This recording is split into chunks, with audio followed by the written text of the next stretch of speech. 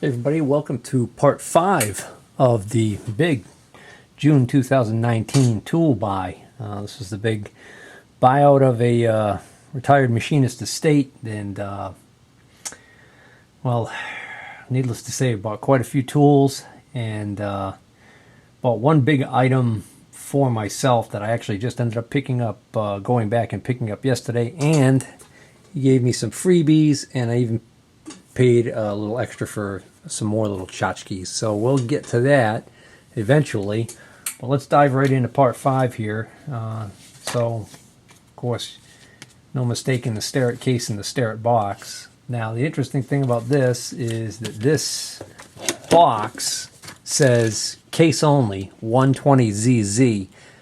And I've learned that whenever you see the ZZ suffix, that indicates that the item being sold is actually this case, empty, and then with the outer box. So for some reason somebody had a set of 120 Starrett calipers and they had no case for them. I don't know whether or not they were able to purchase them without a case and then you buy the case later, or what the deal was there. But fortunately for me, there is a Starrett 120 6-inch caliper in here, and it's in excellent shape. It does have a couple of initials lightly engraved on the back. It's nice and smooth. Goes back to 0 every time. So that's in pretty darn good shape. This is my current pair of 120s. Now I use I don't have them handy, but I use my Mitutoyo digital. I like those a lot, but they are digital. They do have a battery in them, so it's always nice to have a backup handy. So this one, it's got just a little bit of a blemish here on the face. Still, these are in excellent shape also. Excellent condition. There's some engraving here. There's some engraving here. So these are just not quite as clean as the other ones, and the foam is deteriorating on the inside of this box, and the outside of this box is got a lot of it looks like it was in a hailstorm. So I think what we're going to do is we're going to upgrade. I'm going to keep these, and I'm going to keep the box, the outer box, and we'll offer these up for sale. Spotted this little drill index. It's a Huot, or however you say this, Huot, major manufacturer of drill indexes, reamer indexes, and all that. So I spotted this and I was like, oh, that's nice. And then, see, it's 1 to 60, so this is for number drills. And then he explained to me, he says, yeah, he says, those aren't drills. He said, they're, the whole thing is loaded with drill blanks. Drill blanks. The entire thing. And it's a full set. So I'm thinking these would be kind of useful as sort of like, I don't know, poor man's gauge pins. Situations where you might want to whoops. All right, so I'm sitting there editing the video for this part, and I'm looking at the first video there, and I'm going through the stuff, and I get to this part where I'm talking about this little drill box that's got these gauges in it, and I'm talking about how they could be like poor man's gauges, and all of a sudden, boom, video ends. So I think either the video card filled up on me or the battery died. I actually think the video card filled up. Then the very next video that I have right now cuts to me saying something along the lines of, well, as long as I'm doing these, let's take a look at these, which indicates to me that somehow I managed to lose what appears to be, if I look at the numbers in consecutive file order, looks like I'm missing 2 files. How long those files were, how many minutes, what I covered, I don't know. So this is my attempt at trying to rectify and reconstruct. Now, unfortunately, there may very well be items that I covered in those two files there that may not even be here anymore. I sold a lot of this stuff. But my theory is, since these are the ones that I had just apparently finished looking at, and I broke out these that were also in this lot, and these actually are in the original box, which is kind of cool. Well, there's no number on that box, but it just looks like it. So I could see some of the stuff piled on the bench, and my theory is that this was one of the items that didn't get covered. This is a Starrett. This is actually a Starrett part number. I think this is called the Starrett 25R. And what this is this is a little doohickey here with a whole bunch of different indicator points. And they screw into this round ring, and this round ring acts as a nice little holder. Now, I actually might already have one of these. There might have been two in that episode. I don't know. But anyway, that's a cool thing. If this is the only one I have, then I'll keep this one. If this is a duplicate, I'll sell one. Because I'm not sure whether or not they got missed or not. I'm just going to throw in these 1, 2, 3 blocks. Although I do think these came in a later episode that I think you guys will end up seeing. Alright, this one is badged MHC, which is a catalog house that sells stuff, and it's still got the oil corrosive resistant paper, whatever you call it there, on it. And then there were some tap followers. I had already put these away because I had decided I was going to keep them. I think these were supposed to be in the missing video. These are a couple of shop-made tap followers or die holders. This particular one's a die holder, so it's kind of neatly constructed. He's got one size here, and you can flip it around. There's another one here, and then there's a second one of these that I got from him. I can't put my hand on right now, but I think it just has different sizes than this. So this dowel you would hold in a chuck in the tailstock. This slides on, and then you put your die in there, and then you get this little Tommy bar that you would use to thread this on. Okay. So that's how that works. It's a pretty common design. Seen it before. And rather than having to make one, now I've got one already made for me. And this is a tap follower, which I have a small one, but this is kind of neat. This is got this extra long shank here, and he made this to come to a very sharp, fine point, so it could be used on some smaller taps, but also up on some larger taps. And it's spring. There's a spring down inside here. It's spring loaded. It's actually quite a good fit. You can tell by the sound. And so the idea being that you would run your tailstock in, or the quill on your tailstock in, to preload and put some pressure on the tap. Of course, your taps that you use with this have to be the kind of taps that have a hole in the end of them for this to sit in. And of course, you would have your tap wrench on there already to turn it. Or you could use on a smaller tap wrenches. A lot of the smaller tap wrenches have the hole in the back. So anyway, so that's going to be handy. And the other thing I could see on the bench that I think didn't make it because it got lost on those missing videos were these two Brown & Sharp Model 621 Brown & Sharp surface gauges. This one here is definitely a 621. It's clearly marked 621 Brown & Sharp, hardened. Bottom looks like it's in pretty good shape. Unfortunately, it's missing one of the two locating pins. Okay.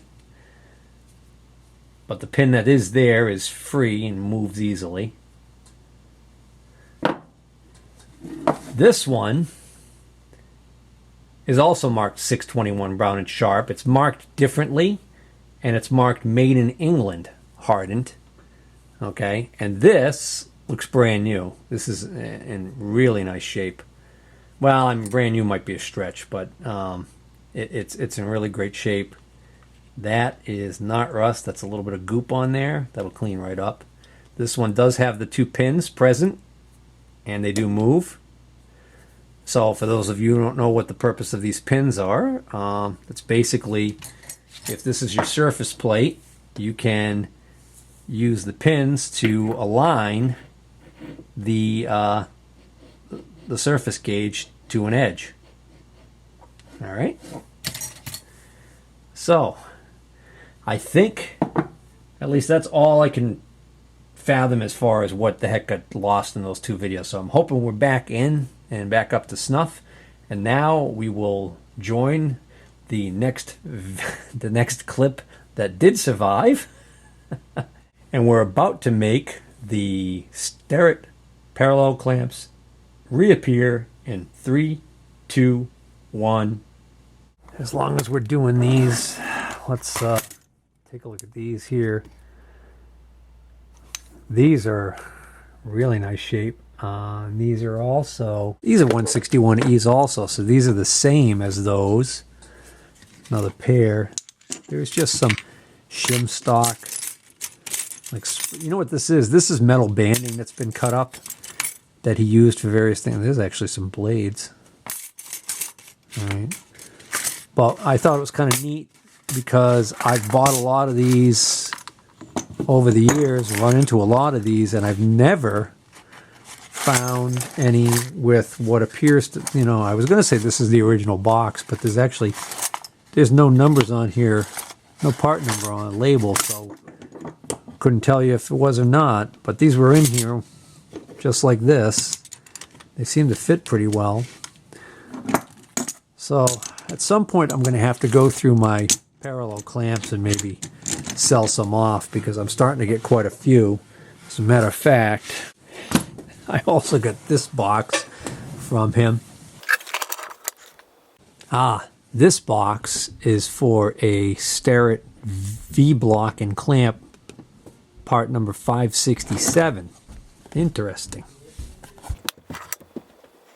There's a 161C, so that would indicate to me that we're missing a D size between the two. No name. The other no name that matches it. No name. No name. No name. No name, no name. 161B.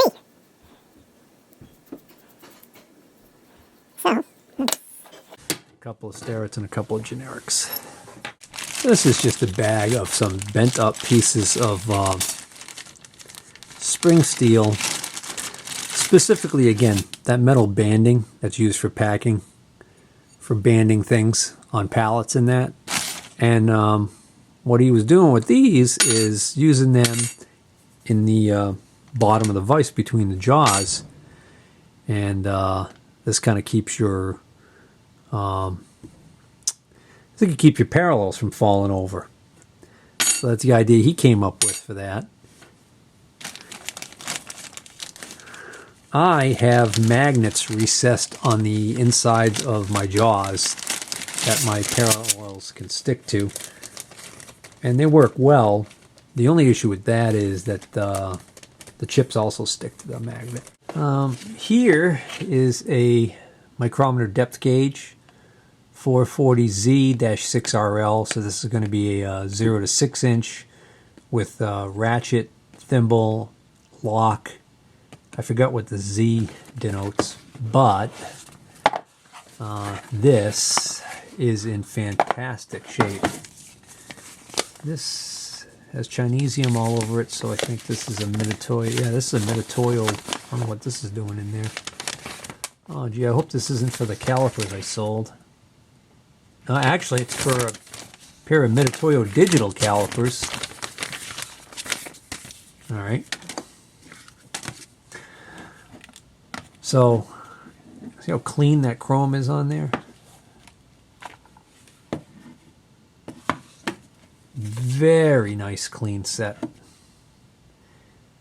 Signs of use. Lightly engraved with the previous owner's name. Ratchet. Works nice and crisp. Comes with the original wrench. Got one rod in there and 5 more rods in the tray for a total of 6 rods in 1-inch increments. Very nice set. Again, I have my Brown & Sharp 0 to 12 inch set that was made in England that I have just fallen in love with. And even though it doesn't have the lock or the ratchet feature, I am going to sell this nice set. Matter of fact, I might just post that tonight. I think somebody was asking me about one of these. Well, there's definitely going to have to be a part 6 here. But let's try and knock out a couple other items while I'm here in part 5. And this is a very nice Starrett V-block. And this is a model 567 Starrett V-block. So that's what goes in this box that I found a little earlier. So the interesting thing is this says V-block and clamp, not clamps. So you'll notice that there are not one but 2 clamps on here. Now this has the original knob, okay? This one has a very long Allen headed bolt in there, okay? So the question is, why is there 2 of these? Well, according to the Starrett catalog, what this came with was the 567 supposed to come with 1 clamp, and then down here you can see the 567B is clamp only, so you can order another clamp. As if that isn't confusing enough, I also found this 567B box with this in it. Now the funny thing to me is that this almost doesn't look like a Starrett clamp to me. This almost looks like something somebody made and stuck in the box. This looks like the original Starrett clamp, but it's missing the piece that goes through here. Almost like a dog bone, for lack of a better term. This thing here. So I don't know quite what to make of that. I have another one of these. It's a more used, well-used one. It's got some light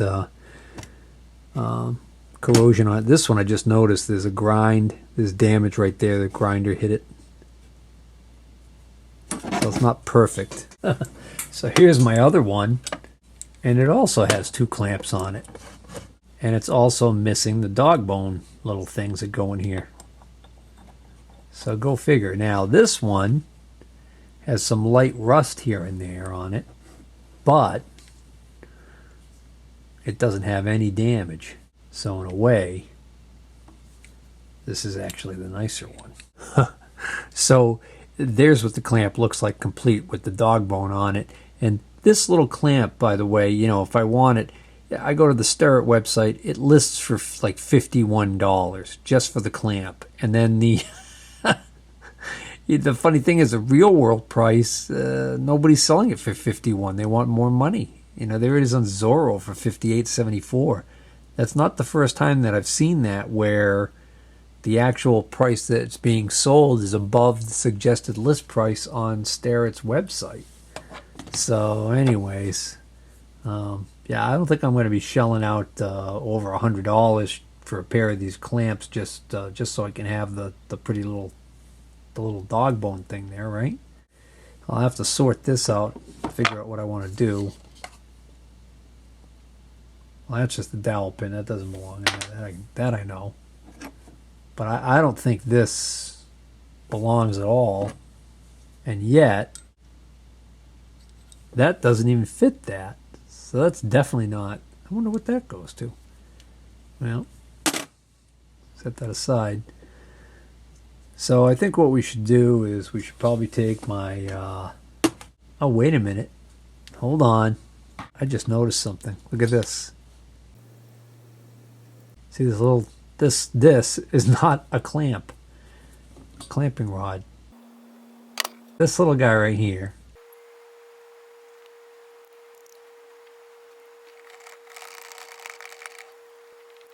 See the little beveled point on that? And the hole in the top. That's how I know that this is the one that goes in here. This goes in here. And the hell if I know what its purpose is. But this is now a complete 51B clamp with the original box. Okay. This now becomes, well, let's see. If we took this out, there's the little doggy bone for this. So we're missing quite a few of these other pieces here. Oh, boy, imagine how many of these have gone missing over the years and found their ways into toolbox drawers and then were misidentified and tossed out or forgotten. Yep, another big drill index. This isn't a HOT or HUAT or whatever. But look, this has gauge pins and bits. So what we have is the whole top here is numbered drill sizes, but again, it's all drill stock. So again, to use as gauge pins. But down below here on this side, this whole side is also gauge pins all the way up to even ½ inch.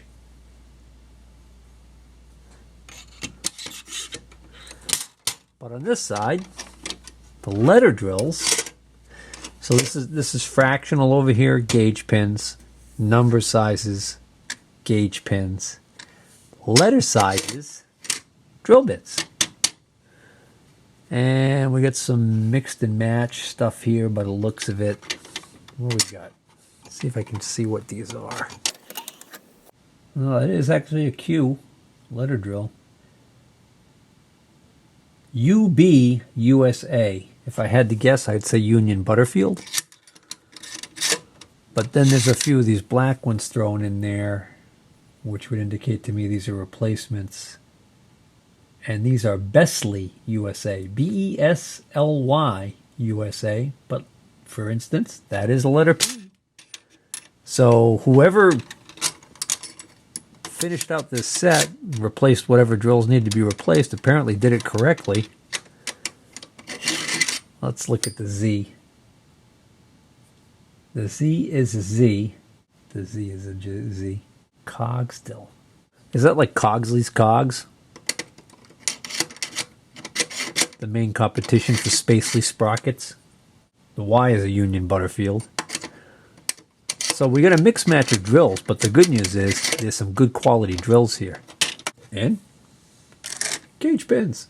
All right, I got 41 seconds left, so I'm going to try and talk fast, and then we're going to end this part 5 here. I just wanted to show these really cool jack stands that this gentleman made, and I loved them so much I decided I had to have them, added them to the pile, and decided to keep them for myself. We've got a fine adjustment, for lack of a better term, here in this knurled part right here, but then check this out. See how this is made? How cool is that? I love these. I'm keeping these. All right, stay tuned for part 6.